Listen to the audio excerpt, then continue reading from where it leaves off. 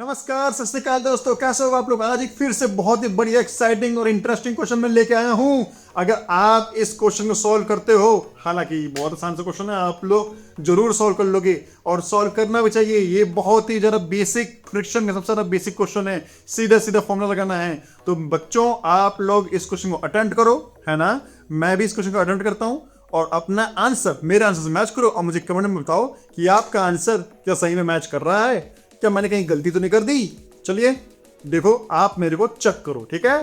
तो क्वेश्चन बोलता है बच्चों, a body slipping on a rough horizontal plane moves with the acceleration of 4 metre per second square. Deceleration है मतलब retardation है, मतलब एक्सेलरेशन नेगेटिव डायरेक्शन में है, मतलब बॉडी रुक रही है, बॉडी रेस्ट की तरफ जा रही है ना। बॉडी पे एक वेलोसिटी है बट वो बॉडी धीरे धीरे करके रेस्ट की तरफ जा रही है, बॉडी रुक रही है, तभी डेक्सेलरेशन है। और डेक्सेलरेशन कितना है? 4 metre per second square. What is the coefficient of kinetic friction between the block and the plane? चलिए ठीक है, तो सबसे पहले हम एक प्लेन बना लेते हैं। चलिए,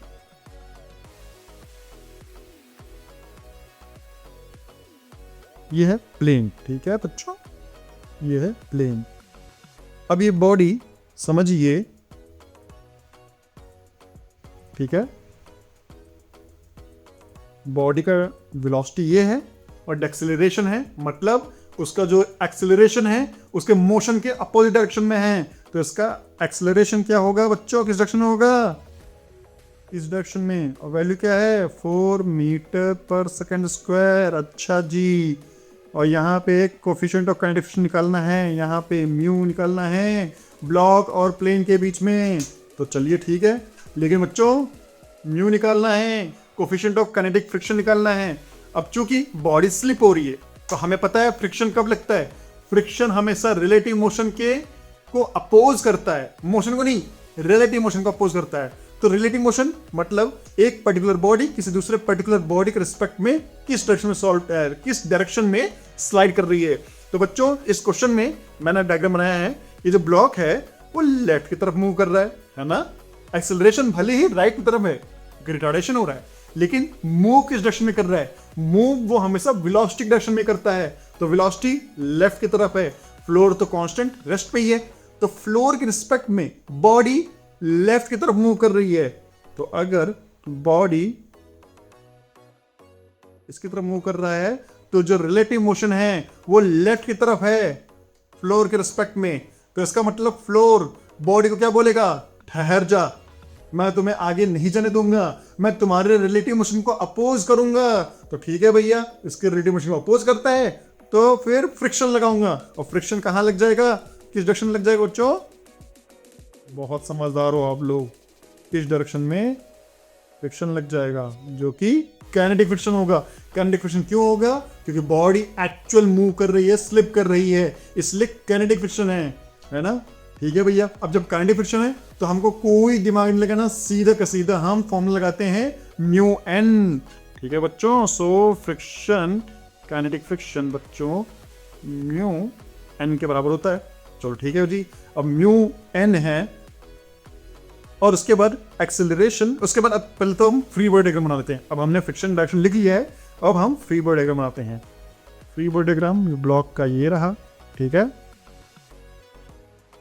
ब्लॉक पे एक्सेलरेशन ए 4 मीटर पर सेकंड स्क्वायर लग रहा है, ठीक है बच्चों, और कोई फोर्स लग नहीं रहा है, ठीक है।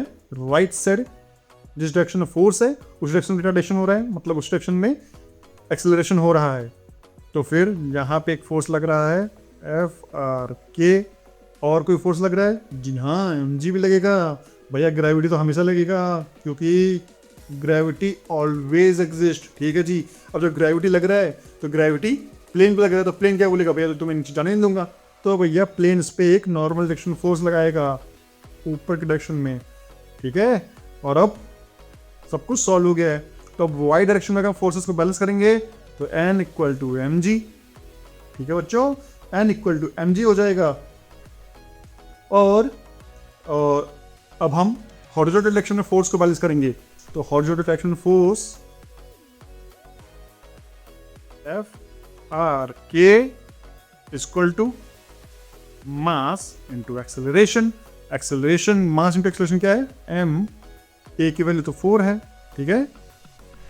सो एफ आर की क्या है बच्चों, mu N which is mu m g which is, यहां पे मैं फिर से एक्सप्रेशन को ए ही ले लेता हूं, ठीक है, ए को मैं बाद में 4 रख लूंगा मैं, ऑलरेडी मैंने लिखा हुआ यहाँ पे।